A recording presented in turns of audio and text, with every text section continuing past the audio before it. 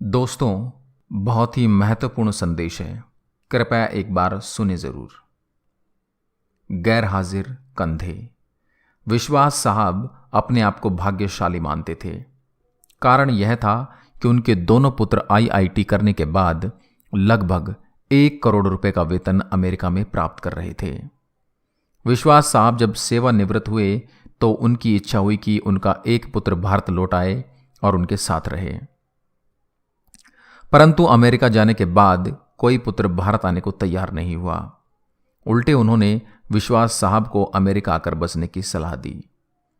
विश्वास साहब अपनी पत्नी भावना के साथ अमेरिका चले गए, परंतु उनका मन वहां बिल्कुल भी नहीं लगा और वे भारत लौट आए।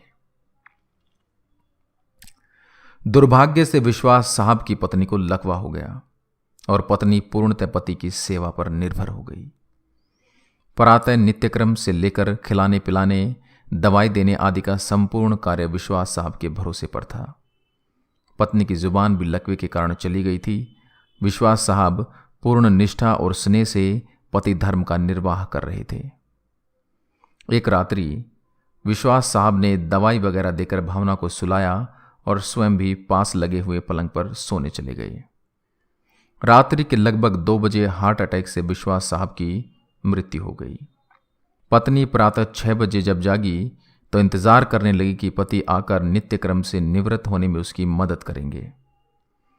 इंतजार करते करते पत्नी को किसी अनिष्ट की आशंका हुई।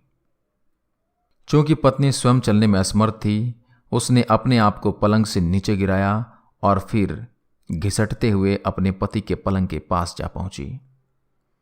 उसने पति को हिलाया डुलाया पर कोई हलचल नहीं हुई। पत्नी समझ गई कि विश्वास साहब अब नहीं रहे। पत्नी की जुबान लकवे के कारण चली गई थी, अतः किसी को आवाज देकर बुलाना भी पत्नी के वश में नहीं था। घर पर और कोई सदस्य भी नहीं था। फोन बाहर ड्राइंग रूम में लगा हुआ था। पत्नी ने पड़ोसी को सूचना देने के लिए